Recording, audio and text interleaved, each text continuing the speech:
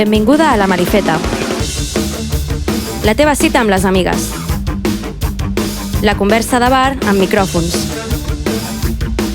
La teràpia de l'Anna Ballesteros i la Irene Peraire. Hola, hola, hola. Hola, Anna, què tal? Doncs mira, aquí estem, un altre Fa poc, que estàvem aquí sentades, Sí? això, Sí. Déu-n'hi-do, el ritmillo que portem. Doncs, què tal, com estàs? Com ha anat Mercurio retrògrado? Doncs no ha anat molt bé com sospitàvem, la veritat. O sigui, mira, primer tinc encara una ressaca de zorra del dissabte a la nit que em dura encara avui a dimarts per la tarda. Llavors, des d'aquí, si algú m'està escoltant de les persones amb les que vaig estar dissabte a la nit, tinc dignitat, sóc una persona amb dignitat. No li tingueu res en compte del que va dir dissabte. No, sisplau. Molt bé. Vaig perdre també la cartera a un autobús. Bueno, com estem, Dins d'aquest Mercuri També anaves retrògrad. borratxa o no? No, anava despistada, que és així. Mercuri retrògrad et dona despiste, no? Vam quedar una mica així. El que tu vulguis. Res, ho he recuperat, així que estic contenta, però ha sigut com un repte passar un cap de setmana sense diners, ni sense targeta, ni res. O sigui, Molt bé. molt divertit. Homeless Proveu més experience. de colar-vos al metro, és una experiència molt gratificant, la veritat. Molt bé. Tu com estàs? Home, gràcies per preguntar-me, perquè era una pregunta jo a mi mateixa. Doncs jo ja he encetat l'època de sopes de Nadal, sopar de Nadal d'empresa, que també vaig tenir la meva ressaca, més la ressaca de zorra, sopes de família, d'amics, de tot. Sí. Doncs res, si sobrevís... Sembla que no sopem en tot l'any, que es concentra tot Total, en aquests dies de Nadal. Entres en aquest moment del temps on tot és torrons, cava, ressaca, canelons, cava, torrons, no? Doncs vinga, i vinga endavant, i ja dintre d'una setmana, si he sobreviscut, tornarem a estar aquí, si no, estaré ingressada. Pues, estupendo. Estupendo. La veritat. Comencem amb l'actualitat? Sí, perquè el govern espanyol ha aprovat una nova licitació per al concert de Muface amb un increment del 33,5% en les primes que paguen les asseguradores privades. Llavors, aquesta decisió es pren després que el govern licités en un inici un 17% i que aquesta licitació quedés deserta, ja que les asseguradores consideraven que era insuficient per cobrir els costos sanitaris. Però la meva pregunta és necessari que tinguem una asseguradora privada per als treballadors públics? Perquè ara mateix, i des de fa 40 anys, tots els funcionaris públics, forces armades i poder judicial poden escollir entre tractar-se amb un sistema sanitari privat o públic. I sorpresa per a ningú, la majoria en tria la privada. A nosaltres això ens sembla una mica regulinxi, ja que creiem que no té gaire sentit que els diners públics acabin compensant empreses privades per cobrir la salut de les treballadores públiques. No ja només perquè creiem que allò públic s'hauria d'invertir i reinvertir en allò públic, sinó perquè, a més, la cobertura de la sanitat privada està lluny del que pot semblar que sigui a priori millor, sinó que és, en realitat ofereix uns pitjors serveis. Per què? Doncs perquè no estan cobertes totes les necessitats. Si tens un càncer, si necessites un trasplantament o cures intensives, oblida't que la mútua t'ho cobreixi. No hi ha atenció primària, així que adeu a un servei personalitzat i directe que tingui accés al teu historial mèdic. A més, que no hi ha mútues a totes les poblacions, per tant, moltes persones s'han de desplaçar per visitar-se al metge. Per no dir que segur que això també ho haureu sentit més d'un cop, que mentre estàs sana tot és ideal a la mútua, però com tinguis un problema greu ja veurem perquè els hi surt molt cara i bàsicament et deriven a la pública o bé ni t'accepten ja. Llavors, a les mútues no els importem, només els importen els calés que puguin fer i els interessa que els funcionaris estiguin dins dels seus pacients perquè el funcionariat públic té menys risc de malalties que la població general. Uau, i els interessa... dada. Sí, és una cosa de context, no? Tenen condicions laborals a priori millors, sous més alts, en principi tenen... Esmolsen millor, més vegades. Exacte. En principi, tot i que és una població, o sigui, és un sector més envellit, tenen menys malalties. I ja està, això que els interessa que l'Estat estigui ja pagant a canvi de, bàsicament, oferir uns serveis molt deficitaris. Així que ja vale amb aquesta broma de transferir els recursos públics a ens privades i menys retallar el sistema sanitari públic i més retallar una mica a Muface. Jo em quedaria amb això. Ens quedem amb això, doncs. Seguim per notícies estranyes que ens porta aquest món boig en el que vivim, que és Le Vol de París. No sabeu què és? No passa res, us ho explico. El 30 de novembre va ser l'anual Vol de París, que és un ball de debutants. És la presentació oficial en societat de les filles de les 20 o 25 famílies més influents i riques del món. No pots comprar entrada per assistir-hi, sinó que senzillament un dia reps una invitació a casa, ¿vale? Com a Harry Potter a Hogwarts. Enguany ha debutat, per exemple, la filla del cantant de Coldplay o membres de la reialesa espanyola, però també filles de grans empresaris. Cada debutant arriba amb el seu acompanyant masculí al ball i el moment més important és quan la debutant balla amb el seu pare davant de tothom un vals. Jo ja ho sé, jo també sóc fan dels Bridgerton, això té un rotllet, que dius, hòstia, però és que no, ¿vale? Oyentes, centrem-nos. Històricament això servia per treure a passejar les nenes que ja es podien casar com si fos una mostra de bestiar. El millor de tot és que ara ho vesteixen tot com d'un rotllo d'empoderament femení, dient que només debuten noies que tenen grans projectes personals i que són dones molt empoderades perquè bàsicament totes són influencers, ¿vale? És Aquest és el gran projecte personal influencer. I ser filles de qui són. I amb els seus vestits expressen la seva personalitat i no sé què, vestits que costen el més barat 25.000 euros. Evidentment, quan tota aquesta pantomima s'acaba, les joves i els acompanyants es pugen a les seves limusines i se'n van de festa per París a inflar-se de cocaïna barrejada amb pols d'or, suposo jo. Són la mateixa gent que per arribar al ball ho fan amb un jet privat des de l'altra punta del món i que només veuen aigua portada de la neu del Tíbet. Us explico això primer perquè flipeu, com vaig flipar jo quan aquesta notícia em va sortir en el meu algoritme alteradíssim. I segon, perquè agafeu perspectiva de lo pobres que sou vosaltres. Que som? Oyentes. Nosaltres tampoc hem rebut aquesta invitació. No, total, no, jo no tinc una invitació ni d'això ni de Hogwarts, tio, és que no m'arriba res. Que la classe mitjana no existeix, que nosaltres formem part dels pobres i que ells són els rics. I és d'això del que parlem, com dient, lluita de classes, que després hi ha gent que es pensa que per tenir els cotxes ja no pot votar la CUP. Perspectiva, amigues, perspectiva. Jo, no és una notícia perquè la notícia és que falta una notícia, que és que no sabem quines són les tarifes de Rodalies a partir de l'1 de gener. Llavors, com a usuària de Renfe, estic indignada. És una vergonya que les treballadores no sapiguem què haurem de pagar en menys de 15 dies que queda perquè acabi l'any i que l'1 de gener s'enceten unes noves tarifes que, no se sabe. Això provoca bastanta ansietat a la gent perquè els seus números de finals de mes doncs, hauria d'estar reflectit. És que igual que els funcionaris viuen més, la gent que agafa Rodalies jo crec que viu menys. Viu menys, home, això està clar. No tengo pruebas, però tampoc dudes. Cap dubte. Llavors, res, és una reflexió sobre lo fotudes que estem i a veure si espavilen. I un avís per qui s'hagi d'encarregar d'enviar aquest mail que falta abans de anar de vacances. S'ha oblidat, jo crec que algú s'ha oblidat i com aquesta gent no agafa el tren, no li importa, però és que clarament algú s'ha enviat de donar-li a l'enviament del mail aquest, sí. Vale, seguim. El dia 3 de desembre es va estrenar a 3CAT el documental Et faran un home, sobre les vexacions que van patir durant els anys 80 i 90 molts homes fent la mili. Per primera vegada, molts homes trenquen el silenci i expliquen els cops, crits, pallisses, violacions i assetjaments que van viure durant aquell període. A més, el documental assenyala la impunitat i encobriments que perduren fins a dia d'avui. Hi ha comptabilitzats pel Ministeri de Defensa 303 suïcidis entre el 1982 i el 2001, al servei militar. Però el documental assenyala que poden ser molts més. De fet, als anys 90 el suïcidi era la principal causa de mort a la mili. Aquests fets no s'han reparat i moltes de les víctimes continuen patint els efectes d'aquells abusos en silenci. Ara, i arrel d'aquest documental, les víctimes demanen que tots els homes que van patir algun abús durant la mili alcin la veu perquè els serveis informatius de 3CAT han posat a disposició de qui vulgui donar el seu testimoni un mail que és bustiadenuncia@tv3.cat que poden enviar allà i llavors recullen les denúncies i amb això intentaran tant iniciar un procés de reparació com d'un arxiu de testimonis. Clar, com per recopilar més denúncies. I també intentar denunciar a qui pertoqui. Saps qui no enviarà un mail a aquesta bústia? Qui? Santiago Abascal. Perquè no ha fet la mili. Per molt que li encanti anar així com de sergent. Que li ha de cavalgar. No ha fet la mili. Llavors no pot explicar res de tot això. Si no heu vist el documental, mireu-lo. I si creieu que pot ser reparador, recomaneu-lo als vostres pares o avis. Parleu amb ells, si volen, sobre les seves experiències perquè deixin d'estar sols. Quan parlem de masculinitat tòxica, també parlem del mal que fa entre els propis homes. I just d'això tracta el tema del programa d'avui. Però no ens avancem.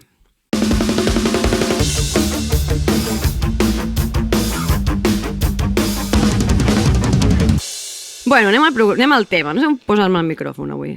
Tinc un micròfon... Avui estem sentades diferents. Sí. Llavors amb la mà canviada. En aquest programa sovint se'ns critica per les nostres opinions sobre els homes heterosexuals cis, acusant-nos de ser massa dures o crítiques amb ells, cosa que en general ens rellisca. Bueno, no passa res.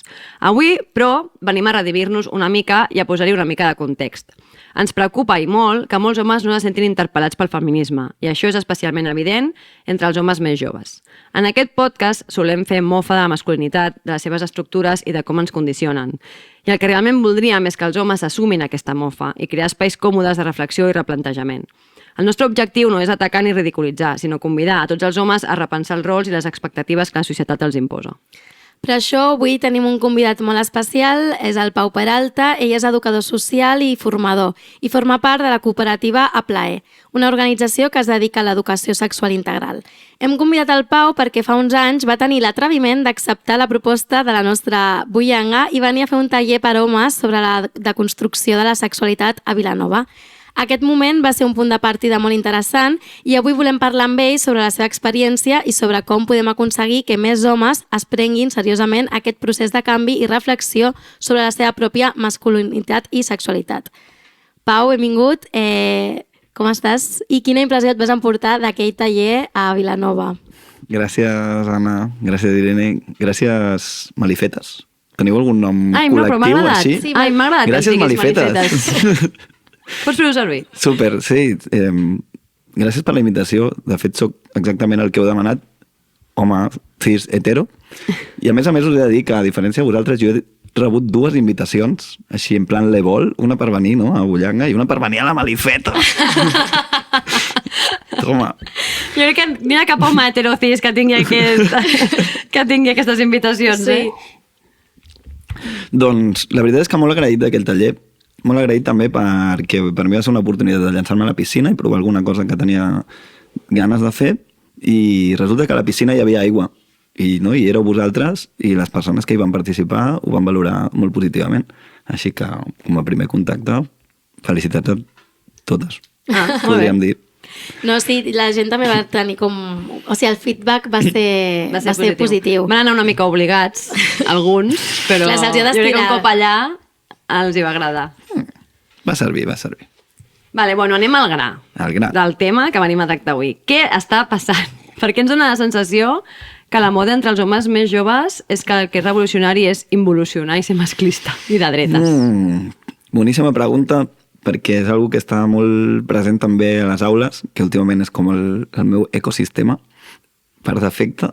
I això té diverses explicacions.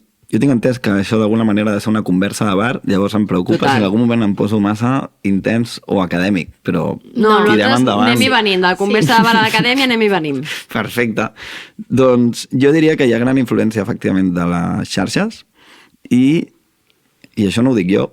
De fet, crec que gran part del que diré no ho dic jo, sinó que, de fet, ho diuen força dones.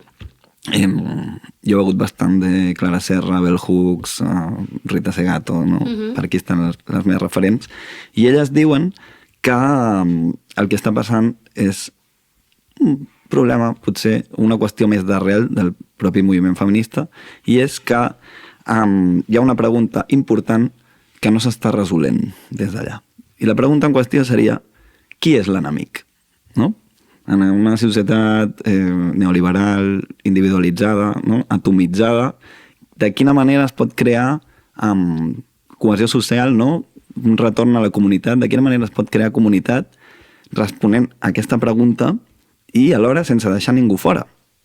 Justament Bell Hooks deia que el feminisme, no, havia de ser un feminisme de classe, un feminisme no identitari, un feminisme per tothom. De fet, té un llibre que crec que està bastant oblidat, que es diu justament El feminisme és per tothom, i ho deixa bastant clar, no? Diu alguna cosa així com: ei, el feminisme és el moviment que lluita contra el sexisme. I això ens interpel·la a tots i totes. Llavors, potser la cosa va per aquí, perquè el que és preocupant és que qui està responent la pregunta ara mateix, o qui penso que té la millor resposta, justament és la dreta. La dreta, davant de qui és l'enemic, està dient: ei, les dones són l'enemic. Els homes ja no tenim, no? Sembla que no tenim el poder que teníem abans, i per tant aquest poder s'ha de restaurar. I aquí entrem xarxes, la manosfera, els fantàstics Total. youtubers, els gurus de la seducció, tota una fauna increïble d'hòmens que aparentment no semblen organitzats i és mentida. Estan molt i molt ben organitzats. I sembla que siguin 4 matats, però no. Quina Estan por. ahí. Sí, fa una mica de por, la veritat. Quina por que estiguin organitzats els gurus de la seducció. Això. Pues he de dir que ells són els principals causants de frustració en els propis homes, perquè és bastant paradoxal.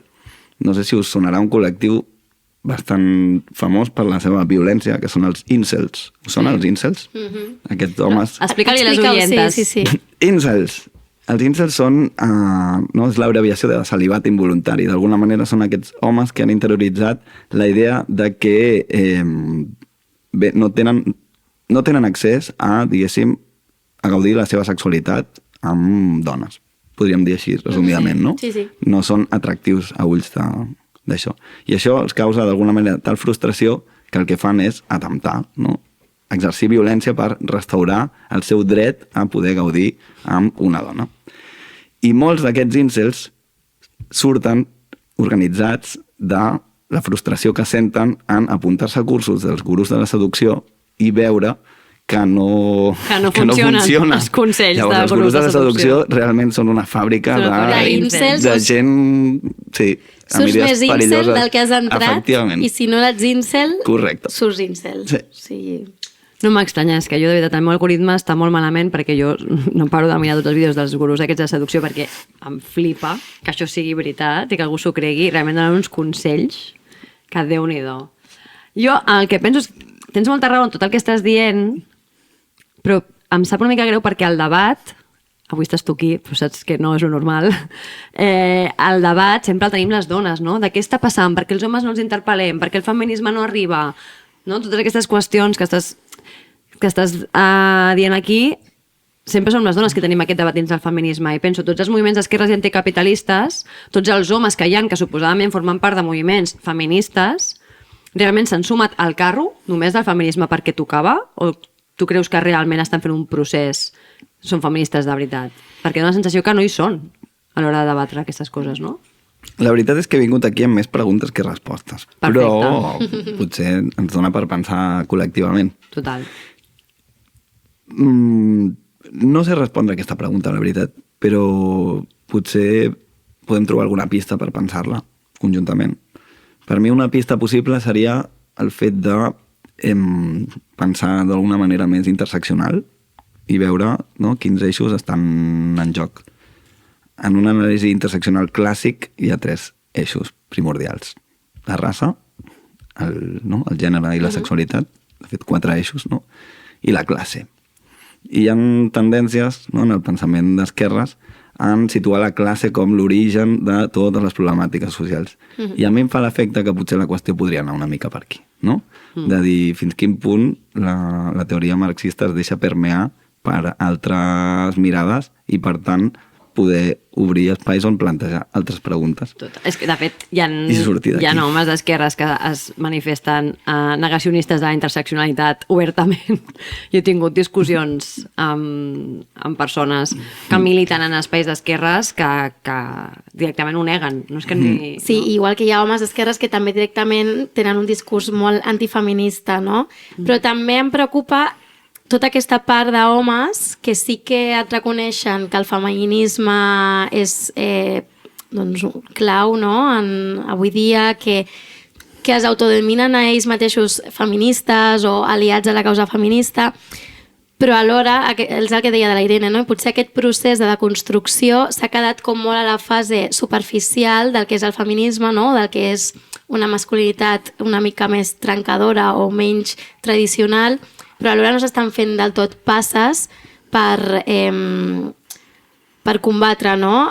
Sobretot a l'hora de continuar amb aquesta omerta entre homes, no? De no trencar silencis, de no posar-se en primera línia, no? Quan hi ha casos d'assetjaments, agressions sexuals. No sé si et ressonen aquestes coses. Completament. crec que els homes estan trobant el seu lloc en tot això. Exacte, aquest és com la por que tenim, manera, no? Que permeïn en aquest feminisme. I d'alguna manera s'espera que ho facin ja, no? I ja, posicioneu-vos. I això els tensiona. Jo crec, ens tensiona. M'incloc aquí també. Però sí que penso que aquí hi ha moltes coses en joc. I n'hi ha una que la trobo bastant més fonamental que la resta, que és, pensant una mica, no?, en orígens del feminisme i, no?, primeres persones autodeterminades feministes, efectivament dones, clar, a tu fer-te feminista et comportava un dolor, i és el dolor de descobrir que eres oprimida, no? I crec que hi ha homes que estan en aquesta fase, de dir, que hi ha coses que està passant i que no estic veient perquè soc cec a la realitat social per la pròpia ceguesa del privilegi que estic encarnant. I llavors, primer descobrir-ho ja comporta, crec que, lo seu. I després, pair la hòstia, perquè també és una hòstia, és la fase 2. Atrevir-se a mirar al buit i dir, que m'he estat definint des d'un lloc que no era. I porto molts anys de pràctica amb això, doncs és l'altra qüestió. I això no vol dir, i aquí crec que és on entra el biaix, que es puguin victimitzar. Perquè aquest és el primer perill que apareix en aquest procés, no? Descobrir-se víctima d'una cosa que a més se t'acusa a tu de causar-la i tu en la teva inconsciència dius, hòstia, però què estic fent? I alhora, no? M'estic enduent amb patates. L'altre dia parlàvem amb amigues de com que a vegades parlem molt de que està molt bé, de que estaria molt bé que hi haguessin grups d'homes que reunissin, no? Potser, per exemple, en torno a la paternitat o coses així, però pensem, si no estan ben guiats, poden entrar en un bucle de victimitzar-se ells mateixos, pobres nosaltres, tot el que ens està passant, que encara sortiria algú pitjor, que quasi que millor que no es reuneixin. No? Completament, i això ho diu justament, hi ha un autor que es diu Joaquín Azpiazu, que el 2017 treu un llibre que es diu Masculinidades y feminismo, títol poc atractiu, però contingut molt potent. I una de les coses que diu i que es queixa és els grups d'homes no funcionen. No. I no funcionen perquè no veuen el que passa, perquè es retroalimenten, perquè necessiten una mirada externa. Sí. Clar, una altra cosa que nosaltres també ens adonem és que a vegades quan els assenyales conductes pròpies o d'amics, no?, hi ha un sentiment de que es senten atacats, que és una mica el que estem parlant ara. Què podem fer amb això perquè no sigui des de l'atac, sinó sigui en plan des de, escolta, és que no veus això, o sigui, posiciona't però sense que aquest posicionament sigui una ofensa cap a tu ni cap a la persona, o quan es parla d'homes és com ja sabem que no tots els homes, però no cal que estiguem tota l'estona com fent aquestes diferències, perquè és que clar, jo crec que des del feminisme és com fàcil, no?, adoptar aquest discurs, no?, quan es parla de que tots els homes són violadors en potència, doncs jo entenc que hi ha un per què diem aquestes coses, però alhora no sé si està funcionant i si s'estan sentint ofesos i està entrant tota aquesta victimització i no estem avançant. Jo crec que amb això que planteges hi ha una pregunta que ens hem de fer. Quan hi ha, no, aquesta com acusació inicial que plantejaves, a l'hora de fer-la, qui està present? Perquè segons qui estigui present serà rebuda d'una manera o d'una altra. En què m'explico. Si hi ha més d'un home, és probable que l'acusació no es rebi bé o es rebi des de la negació. Si l'home en qüestió està sol, imprevisible. I això sembla una tonteria, però crec que falta una mica d'informació en general sobre com funciona i com opera la masculinitat. I una pilar fonamental, això no ho dic jo, això ho diu un senyor que es diu Michael Kimmel, que porta escrivint molts anys sobre això, parla de que la masculinitat funciona per validació homosocial. Què vol dir? Vol dir que els homes constantment estem jutjats, no? Vigilats, controlats, no? Atents a la mirada d'altres homes. I per què ho fem això? Perquè necessitem aquesta validació. I sobretot, el que hi ha darrere aquesta validació homosocial, diu Kimmel, que és l'emoció de la por. És a dir, l'emoció primordial en la masculinitat és la por.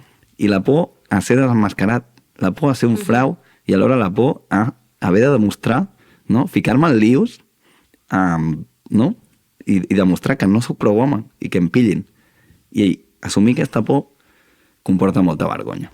Per tant, estem parlant de que hi ha presents dues emocions d'energia molt baixa que estan guiant, no? aquesta construcció de la masculinitat. I ell diu que d'aquí ve una mica tot. Jo, una cosa que... Vaig a contestar-te jo també la pregunta. Sí, clar. Però jo és veritat que una cosa que a mi m'ha funcionat molt, perquè les coses com siguin, en moments en què estàs, en moments tu sola, amb un home, i tens aquesta oportunitat de parlar-ho, sí que és veritat que molts cops et sorprèn en positiu.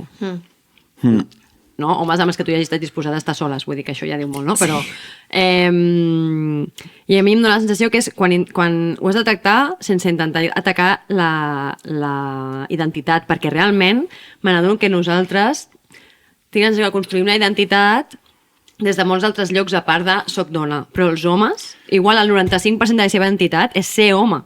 Llavors quan tu li dius és que tots els homes són no sé què, li estàs dient és que tota la teva identitat, tot el que tu ets, per tot el que tu et signifiques, és això. Llavors, evidentment, quan tu parles dels homes en abstracte, els hi toques tecles molt delicades, no?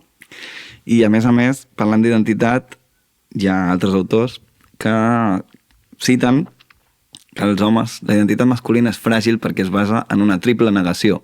És a dir, no hi ha cap afirmació, sinó hi ha una triple negació. I bàsicament consta de ser un home implica no ser una dona, no ser homosexual i no ser un infant. És a dir, tot el que implica això ha de ser negat sistemàticament perquè si no jo sóc un frau. I llavors perdo, i aquí hi ha una part que considero important, perdo jerarquia. La masculinitat està jerarquitzada. Hi ha homes més homes que altres homes. I és un sistema. Hi ha homes amb més poder que altres homes. La Amaya Pérez Orozco i la Yayo Herrero fan servir un terme que m'agrada bastant i elles parlen del BBVA. Coneixeu el terme BBVA? No. És el blanco burguès varón adulto, no? Que seria potser l'home més home sobre el planeta. Sí. I a l'hora de BBVA n'hi ha un percentatge molt baixet, no?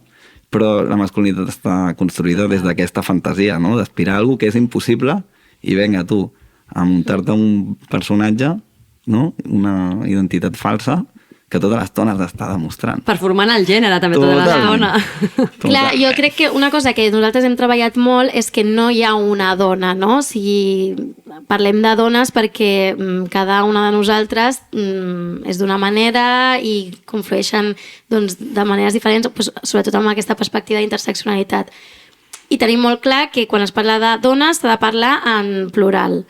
Llavors, què és ser un home quan tenim... O sigui, potser hem de començar a trencar també això d'home en singular i començar a parlar d'homes en plural i veure per on podem... Si la gent es pot sentir com més identificada, no? Bueno, els homes es poden sentir més identificats. I penso també que el feminisme, d'alguna manera, hauria de convocar, hauria de cridar aquests homes, no? Hauria de poder-los interpel·lar a través de, reitero, respondre a aquesta pregunta, no? Qui és l'enemic? Com podem crear identitat sense deixar ningú fora? Perquè el sexisme també es reprodueix en les dones. És a dir, crec que trencar l'identitarisme és un gran repte d'aquest segle XXI i dels nostres moviments socials. Perquè el que no pot ser és que un moviment només convoqui a les persones que es veuen afectades per aquest moviment. Perquè llavors estem parcel·lant, estem dividint, estem generant una alteritat, no? En aquest sentit, els que estan dins i els que estan fora. I crec que als homes els hi passa això, que no se senten prou dins. I no se senten prou dins perquè, i això és una que comenta la Clara Serra, hi ha un dolor en la condició de ser home que no està sent reconeguda pel feminisme.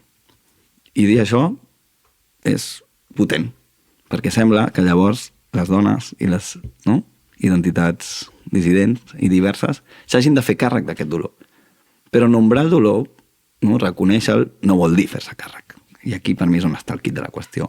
Qui s'ha de fer càrrec del dolor dels homes? Els propis homes, efectivament.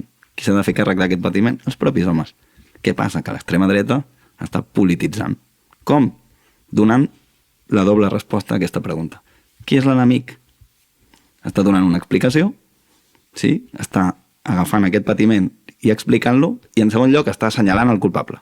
I està dient, l'enemic són les feministes. Si el feminisme és capaç d'explicar aquest dolor i dir, que igual el feminisme us interessa, penya, perquè no? Pues també va amb vosaltres i us permet deixar de ser anava a dir frau que sou, no? En el sentit de us permet deixar de mentir, penya, i poder ser com us doni la real gana. Però crec que això costa. Sí, és que realment a mi, quan m'ho dius, hi ha un punt que em fa rabieta. Oh, i tant. És així, no ho puc evitar. Totalment. I és molt difícil I de dir. és un debat que hem tingut moltes vegades a Bullanga, de dir, convoquem tal formació o fem un acte per homes. I de dir, és que nosaltres amb les coses que tenim per fer, hem de destinar temps i energies a convocar-los a ells? Ara tenim una estratègia que és que no diem si és mixta o no mixta. Directament ho deixem obert i no es presenta cap home. No es presenta cap home mai, sí que és veritat. Però també és veritat que aquí ho hem intentat començar a trencar quan vam fer precisament aquesta primera formació a la Partisana, que és com la festa que nosaltres fèiem de formació i així, dedicar una formació que fos només per homes, no només que estiguessin convocats, sinó que fos només per homes. Però clar, ens va costar omplir-la moltíssim. Llavors també hi ha un punt de que ens requereix una energia que a mi em fa ràbia haver de destinar. És que no... és així. Completament. I aquí se m'acaben les respostes. No, de veritat. ja ho entenc. Clar, sobretot perquè... Sí, jo crec que tens tota la raó, però penso això ja a la següent generació. Jo crec que també perquè si pensem en un feminisme com un moviment anticapitalista, no?, que aborda altres qüestions que no només són les raons de gènere o sexuals, és com ara ens hem de tornar a preocupar pels homes perquè quan tenim, no sé, una bretxa salarial enorme, quan ens fan fora, o sigui, som les primeres en patir pobresa, quan ens fan fora de casa nostra, no sé, hi ha tantes coses que encara hem de seguir reivindicant, I perquè altres moviments tampoc se'ls demana tant. Clar, exacte, però a mi em ve més de gust parlar d'habitatge des d'un punt de vista feminista, no?, que haver de parlar de si incloc o no els homes o quin treball podrem fer amb els homes, perquè crec que, no sé, també hauria de sortir una miqueta d'ells de dir, ostres, no estic encaixant la meva masculinitat en aquest sistema, per què és, no? I penso que hi ha altres vies d'entrada per començar a treballar tot això. Per exemple, tot el que és la sexualitat. La sexualitat, aparentment, no?, d'alguna manera, en la història de la teoria de gènere i del feminisme, en un moment donat el feminisme es va interessar també per la sexualitat i la va considerar imprescindible per donar resposta a coses que la teoria de gènere no era capaç d'explicar. I llavors fent tallers de sexualitat me n'adono, o ens n'adonem, que podem arribar a alguns llocs, podem introduir algunes idees que no semblen feministes, però ho són. Coses com, no sé, les persones canvien. Jo no sóc la mateixa persona amb la meva àvia que amb els meus amics. S'entén?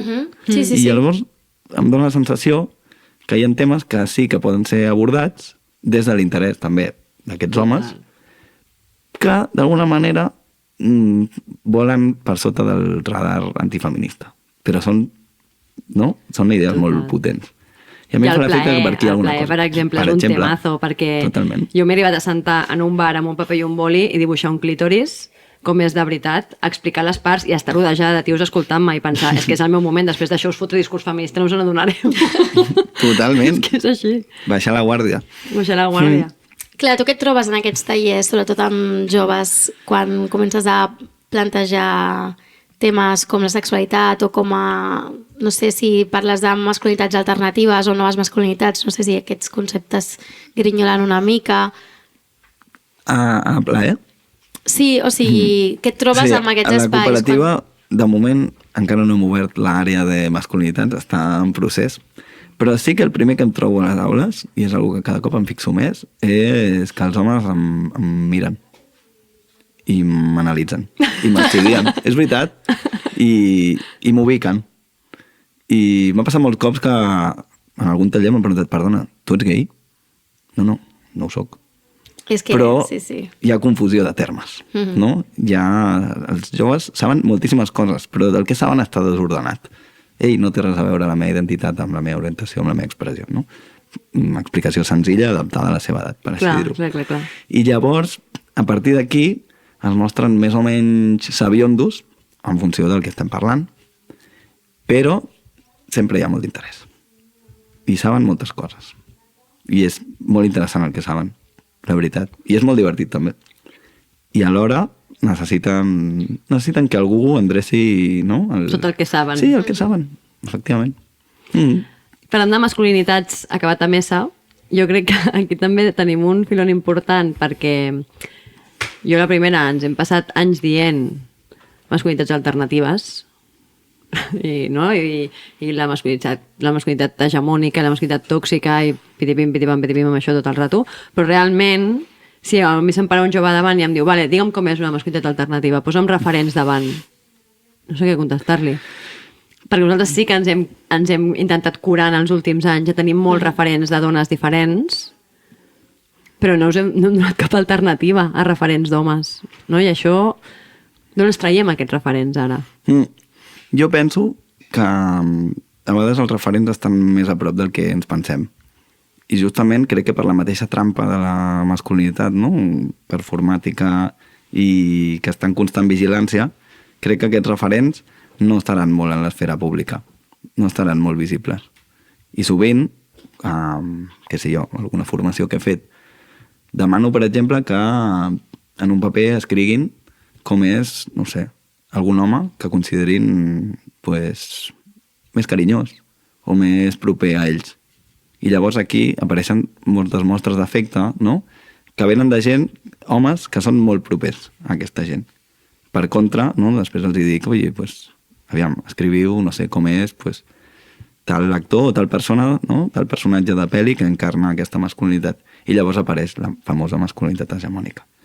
I aquí trobem que, efectivament, pues, no, que els homes, i reitero amb la idea, m'està agradant bastant avui tirar per aquesta idea, que, si n'hi ha més d'un, al tanto, perquè el factor grup, bueno, fa una mica més complex tot. Sí. No? Però en petit, en curt, hi ha valors que no quadren amb aquestes definicions, no? I també hi ha una cosa que em preocupa bastant i m'enduc més per la vessant pedagògica, i és que saber una cosa no et fa poder encarnar-la, no?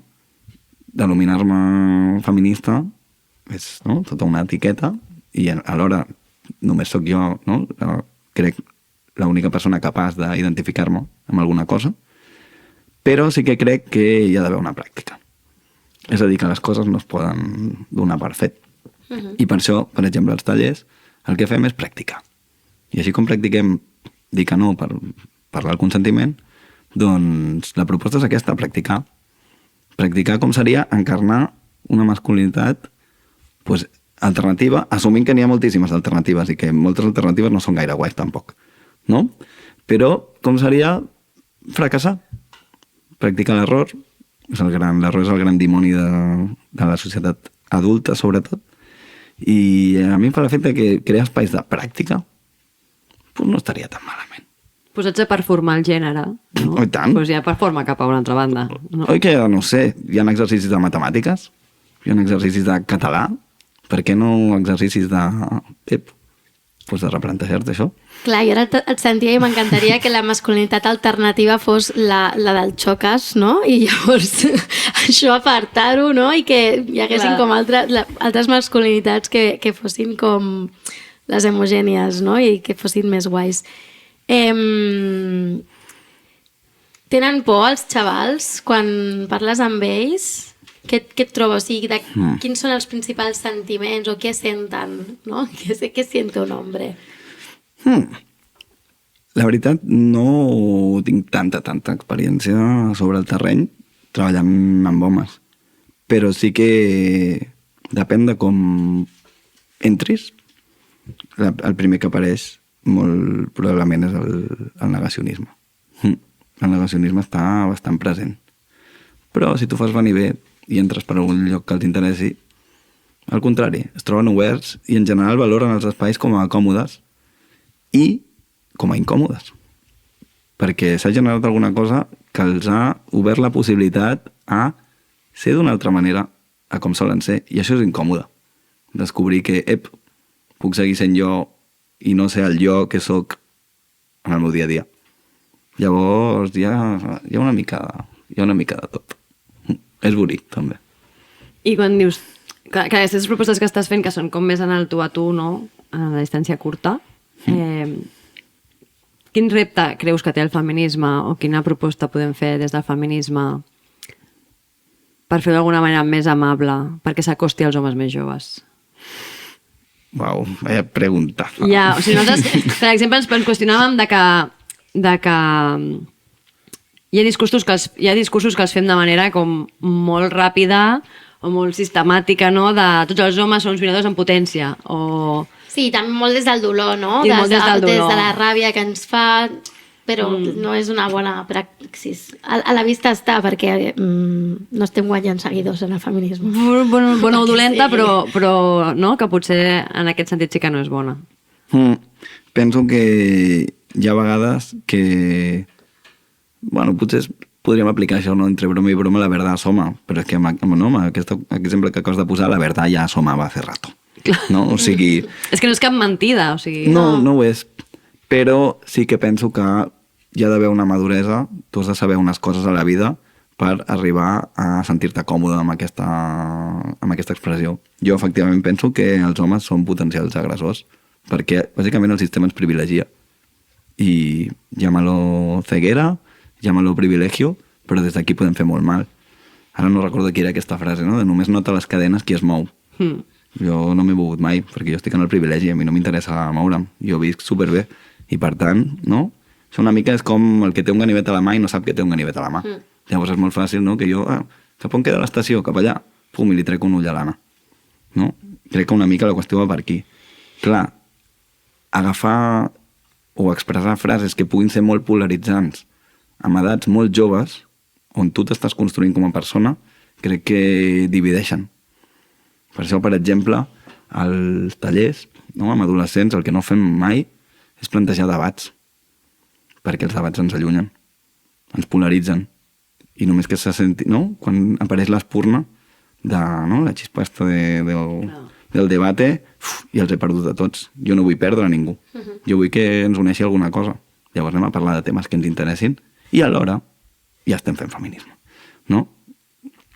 I en aquest sentit crec que el feminisme està arribant i a vegades està arribant com a antifeminisme i alhora també està present, però com a no eso. S'entén? Sí. És complex. Clar, és que és difícil perquè al final també li estàs dient als homes, no?, que deixin de tenir aquests privilegis i al final, clar, nosaltres, bueno, una mica ho parlàvem també en l'episodi anterior, no?, que veiem com més fàcil que tu a una nena petita o adolescent li expliquis en feminisme perquè al final en algun moment de la seva vida es veurà ella com una persona que està sent Ho acabarà veient sí o sí. oprimida d'alguna manera, no? A menor o major escala i per sort cada cop és a menor escala, però dir-li a un noi, doncs clar, és com si jo estic bé aquí, no? M'estàs dient que vagi cap a un món en el que en teoria tindré menys privilegis i no m'agrada això. I això és complicat i tampoc crec que sigui la manera. Però, no, aquí estàs dient una cosa superinteressant i podria ser un dels discursos del feminisme. Repeteixo, això no és meu, ara no sé d'on ho he tret, però no és meu.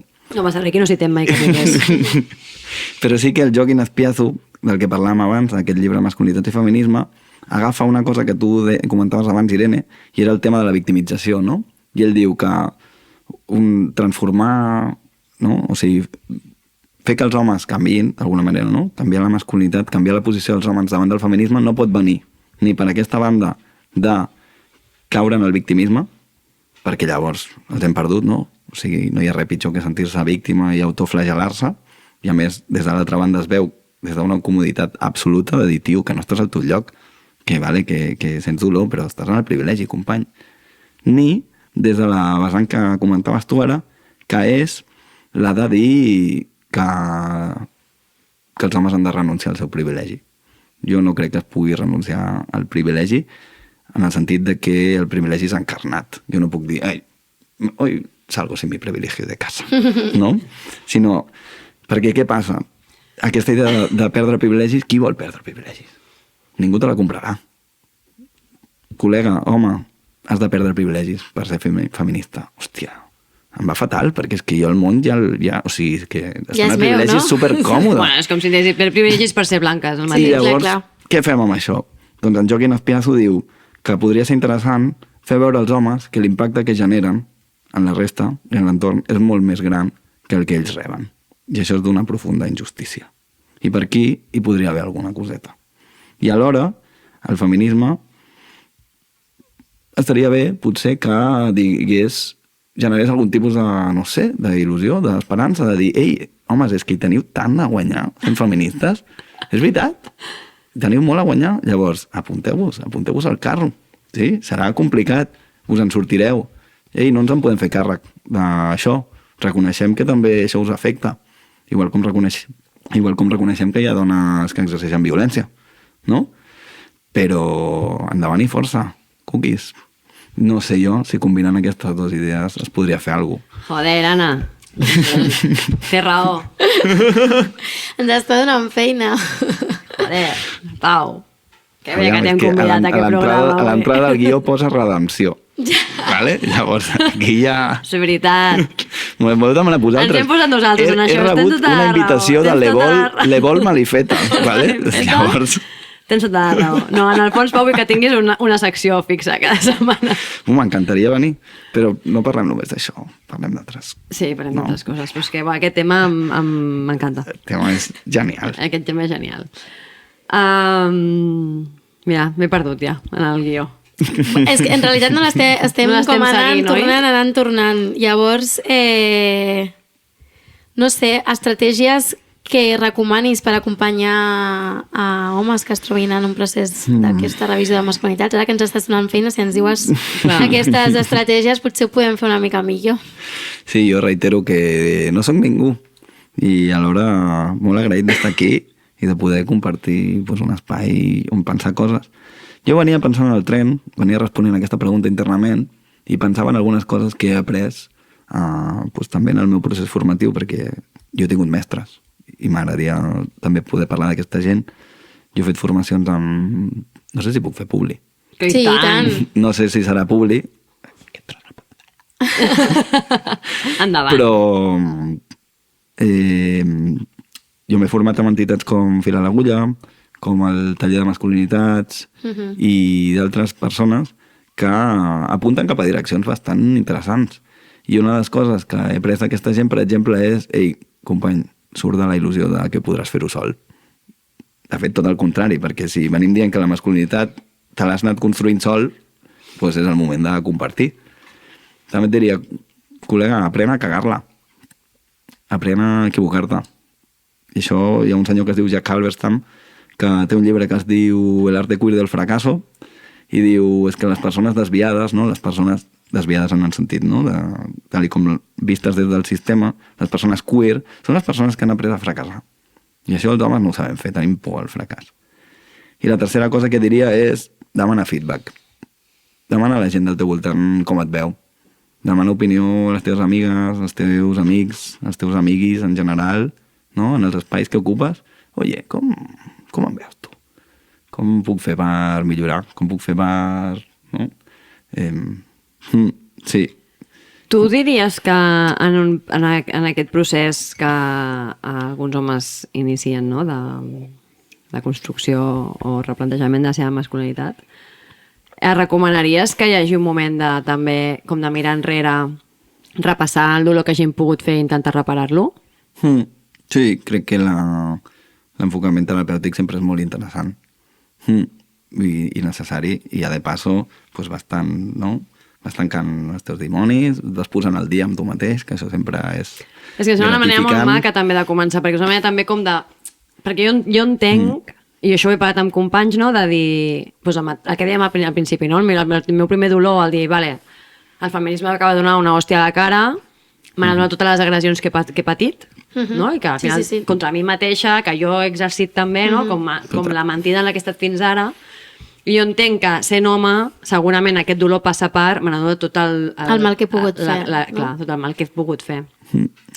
I jo crec que és una manera que no ha de fer por de dir, ei, doncs vaig a intentar reparar, i amb les persones que estiguin disposades inclús a tenir una conversa, fer-li un missatge, perquè si a mi m'arribés un missatge d'algun home dient-me, ei, crec que en aquell moment no vaig fer les coses bé, estic replantejant algunes coses, el que sigui, pensaria, hòstia, doncs jo també sanaria coses, no? I crec que és una manera maca també de sanar entre nosaltres. I aquí potser aquest ànim pot venir de l'entorn, no? De, ei, com estàs amb la teva vida? Com portes els teus assumptes pendents al dia? Com et podem donar suport? Com ens podem donar suport? Però trencar això, repeteixo, és una miqueta complicat, perquè la masculinitat es basa en el judici extern i en la vergonya. I llavors, aquesta vergonya molt sovint porta al silenci, que era un tema que crec que també s'ha de posar sobre la taula, no? Què passa quan, com a homes, estem percebent que està passant alguna cosa i ningú diu res, no? O què passa quan pues, algú tira un comentari sexista i es valida? Pues, hi ha una part que ve d'aquí, i això és difícil de trencar. Però igual podríem dir que no és impossible, que és difícil però no és impossible.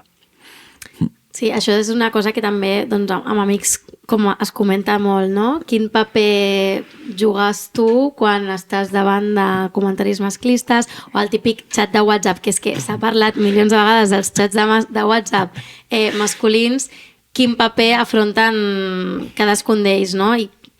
I clar, també és una mica el que tu deies abans, potser una persona sola tampoc té la força com per tirar endavant i posar-se en aquesta situació, però potser sí es va parlant, o sigui, no sé, també, homes, parleu entre vosaltres, no? Vull dir, és que trenqueu aquest silenci, parleu de les coses que us incomoden, potser no en el WhatsApp fotent la bronca, però sí en petit comitè, ostres, allò que va passar l'altre dia, com ho vas sentir? Perquè jo em vaig sentir incòmoda, no sé si d'alguna manera podem, entre un parell, doncs parlar amb aquella altra persona, no sé, coses així que potser són petits detalls que potser per por o per vergonya, no? Que són les dues coses que hem estat comentant tota l'estona, no acaben de donar el pas.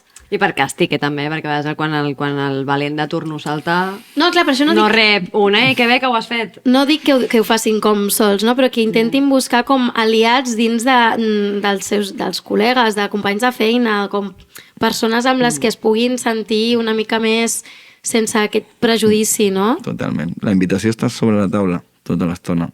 I hi ha gent que sap que la pot agafar. Llavors aquí, no sé si estem apel·lant a la voluntat individual o a una organització espontània del moment de dir, vale, ho entomem junts i venga, i no sé com s'ha de resoldre, però sobre la taula fa molt de temps que està. Bueno, també hi ha el típic tema que també em passa moltes vegades, que és que no passa res per canviar d'amics. No vull dir una cosa que també m'implica molt, quan tu de cop comences a veure el món tal com és, sigui en el feminisme o en molts altres temes, a vegades hi ha gent que te n'adones que ja no. També és un procés molt solitari pels homes que comencen a fer aquest tipus de... Però també hi ha gent que l'he deixat enrere en segons quins moments per dir, vale, és que no.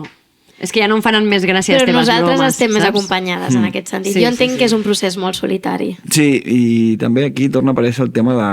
No sé si d'això n'hi podríem dir... pedagogia mútua, no?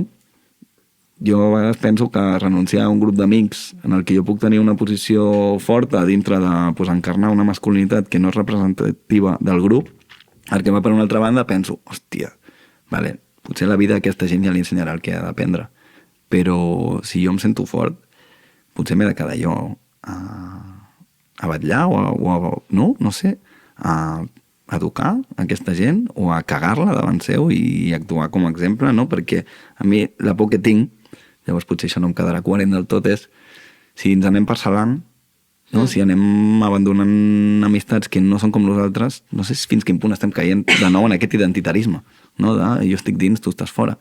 I alhora en això, no? Hi ha també competició entre homes per aviam qui és més feminista, no? O qui, vull dir, hi ha hagut casos, no? De qui està més deconstruïda. I això també porta a una dinàmica igual de competitivitat entre homes, no? Llavors em pregunto això, no? Com seria muntar una pedagogia mútua? Així com hi ha, no? El apoyo mutuo, doncs com fer-ho? És la gran pregunta que em faig. Vale, i passem a un altre bloc, perquè d'allà ja portem uns minuts i ens passarà com sempre que ens passem de temps. Consideres que l'educació formal està fent prou per abordar aquestes qüestions des de la base? No. Ho sospitava. Ja està. Per què em feu preguntes que ja sabeu? No... Ho sospitàvem. No, volíem deixar-ho clar. Jo crec que no, crec que s'està fent coses, efectivament, i que hi haurà gent més i menys conscienciada i amb ganes de canviar Però que depèn dintre del sistema. de la gent motivada, no? Sí, ara mateix, en la meva experiència, depèn de la gent motivada, i això és un petit gran problema, perquè llavors hi ha moltes resistències que ningú està abordant. I aquí pues, podríem entrar una crítica al sistema educatiu i tot això, però segur que dedicareu un altre programa, així que... Sí, no, però nosaltres tenim experiència a instituts de Vilanova de saber que pues, tots els instituts tenen la comissió lila, o no sé com carai li posen aquests noms, però després el coordinador de la comissió lila és un senyor que no té cap formació en feminisme, que no té cap sentit. O les comissions estan formades per 7 persones molt específiques i molt polititzades i el resta de claustre no. I llavors... Clar. És complicat, tampoc sé si és, si és formació, vull dir, això també... També hi ha molta part del currículum ocult, Clar. no? De com són les relacions, és a dir, no només educa el que passa dintre classe, sinó tot el que passa tota l'estona. I, què sé jo, en els instituts a vegades hi ha dinàmiques molt carcelàries, no? I molt punitives. I això també envia un missatge sobre qui està, no? Pues, penalitzant aquí, qui està alçant la veu, qui té més presència a certes zones del pati, qui vigila els passadissos, tot això també està enviant un missatge. Clar, que potser podem començar per aquí, si ens fa por doncs, entrar i llegir-nos, no sé, algun dels llibres que ha citat el Pau, Ja doncs podem començar a... No, jo encantada, després et demanarem una llista amb totes aquestes cites, però com trencar una mica aquestes dinàmiques que ja no és només que et posis a formar-te, sinó que miris una mica la manera amb la que tenim de relacionar-nos, no?, entre iguals. Sí, a mi, Anna, m'agradava molt la idea que deies abans, no?, de les petites coses, de cuidar els petits detalls, de parar-te a pensar i de començar a acostumar-te a pensar. Mínimament. Aviam què vaig a fer això d'ara, quina part de mi estic mostrant, quin impacte tindrà el que vaig a dir-te ara mateix, no? O sigui, trencar l'automatisme crec que és bastant interessant. I també una cosa preocupant que ha passat en algun taller, almenys un parell de vegades, que és aquesta desconnexió, no? Hi ha vegades que en els tallers demanem que ens facin preguntes anònimes. I almenys en un parell d'ocasions hi ha una pregunta de l'estil, això, no?, entrada a l'ESO o més cap a tercer, quart, batxillerat inclús, com sé que no estic agredint? On estic, pues, no?, amb una primera vegada o així. I això a mi em sembla bastant preocupant, perquè vol dir, és que porto un lío monumental que no tinc no sento ni la connexió amb el meu cos i llavors no em queda gens clar tot aquest argot del consentiment, tot això que s'està parlant, per favor, algú m'ho pot explicar i em pot ordenar, perquè és que jo després tindré moltíssima por justament a cagar-la, no? Llavors em sembla una pregunta lapidària i de dir, posem-hi cullerada, please, perquè hi ha gent que s'està sentint així i com diria així més, no sé, posant-me més boomer, estan en la flor de la vida, aquesta gent, sabeu? Llavors, com... Hi ha un tema que a mi em té últimament el cervell molt ocupat, que és el futur, i veig que ens dividim tots entre gent optimista i gent pessimista cap al futur. Tu que tens contacte amb les generacions més joves, diries que ets un optimista o un pessimista? Quin bàndol agafes? Només n'hi ha dos, Vaja. Bueno, ja sé que t'agraden els grisos, Pau, però en aquesta qüestió... Va ser medio lleno o medio vacío? Sí. Jo agafo el de l'optimisme. Uau, molt bé. Tens esperances en el futur. Sí, les joves saben coses. Saben coses i estan conscienciades. Que bé que em contestis això. Sí, jo tinc confiança, efectivament. I crec que també els canvis a vegades es produeixen inesperadament i nosaltres ens pensem que estem remenant en una direcció i potser, no surt això tan dolent que ens pensem que potser arriba i surt algú, una tercera opció increïblement fantàstica i loca que ens deixa tots bocabadats. Llavors estic més per aquesta part. No sé si és fruit de la desesperació també que carreguem totes de dir, per favor, que algú m'apeti el cap, sisplau, però no, em considero optimista. Oi, tant que sí. Molt bé, Pau, doncs només ens queda una pregunta per fer-te, que és, vols venir a viure a Vilanova i venir aquí sempre, sisplau, a explicar-nos coses d'aquestes? Doncs mira, justament abans us anava a preguntar què tal està aquí el tema del lloguer i com està l'oferta. Molt malament. Ja. Està molt malament. Comparat amb què? Barcelona? Una miqueta millor. Ja. Però clar, Rodalies encara no sabem quan ens costarà a partir de gener, llavors... Comparat amb els sous, no. Està la cosa xunga a Vilanova. Però bueno, si tu vols venir, et busquem alguna Clar. cosa. Movem fils. Vinga. Immobiliària la malifeta, digue'm. Bueno, Immobiliària no ens acaba de fer no el seria pes. No immobiliària. seria una altra cosa. seria sofàs. Sofàs d'amics a malifeta.com. Molt bé, tens alguna cosa més que vulguis afegir? Agrair. M'ho he passat superbé, és genial. Que bé. Serà Gràcies. genial tornar, la veritat. Pots tornar quan vulguis. Sí. Però primer he de rebre una invitació. Home, això segur. Això és veritat. Que sapigueu que això no funciona així com així. Aquí et criden, Aquí et criden, tu no pots demanar. et busquen. Doncs ara recomanarem cosetes, llavors si et vols quedar i recomanar coses, doncs nosaltres encantades. Recomano la manifreta. Queda com estrany, no?, recomanar una cosa dintre d'una cosa que ja està passant. Una mica.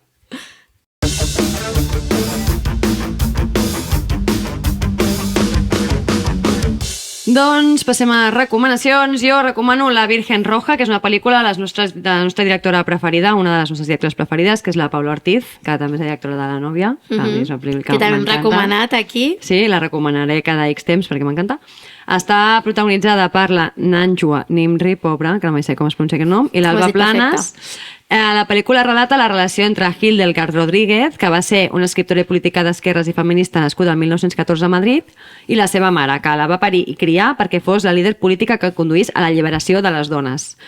Ja us dic que al final us sorprendrà, no vull fer spoilers, no busqueu la vida de la Hildegard a Google perquè tal com ho escrius et surt el que Sí, va és passar. el primer minut de la peli, al final. No, Sí, no Sí, comença sí, així? la pel·li comença pel final. Sí. Però no passa res, no ho direm. No, ja que la posin, igualment, sí. és veritat. I aquesta pel·li m'encanta. Em va agradar molt, m'agrada molt com tracten tots els personatges, la relació mare-filla, també veiem, no?, com parlant del que parlàvem avui, de que també hi ha coses que se'n poden anar de De mare. mare, sí. Mai millor dit. I la recomano moltíssim. Anava a dir on està, però la veritat és que no me'n recordo. A Amazon Prime. Molt bé. Sí. Jo vinc a recomanar una sèrie. A més, estic enfadada perquè últimament estic veient a Twitter que hi ha gent que no li està agradant i no pot ser això. Així que recomano que la gent la vegi per a veure si així sumo aliats a la meva causa, que són Los Años Nuevos de Rodrigo Sorogoyen, que està protagonitzada per Iria del Río i Francesco Carril. És una sèrie coming of age, que és quan a través del temps doncs, veus el creixement o l'evolució dels personatges i es centra en el pas del temps d'una parella, des de que es coneixen fins cap al final, no? Llavors hi ha drama, hi ha amor, hi ha passió, hi ha desamor, hi ha baralles, que a mi una cosa que m'encanta al cinema és una bona baralla entre parelles. Nosaltres volem drama, per favor. Exacte. I cada capítol es centra en el dia d'any nou, d'aquí a Los Años Nuevos, i van passant els anys a través dels capítols. Ells ho fan doncs, estupendament, i si us ha agradat pel·lis com la trilogia de Antes del Amanecer o la sèrie de Normal People, doncs jo crec que us ha d'agradar Los Años Nuevos, us ho prometo. A més fa molt de Nadal perquè com és cap al cap d'any, doncs és perfecte per veure-ho ara. I també va molt bé perquè si ho veieu amb la vostra parella, doncs provocarà que tingueu converses incòmodes i això sempre ens agrada. Converses incòmodes ben portades. Sobretot per Nadal, abans d'anar al dinar familiar, escolta. Bueno, I santo. bonus track, perquè com és Nadal, porto 2 recomanacions. Vale?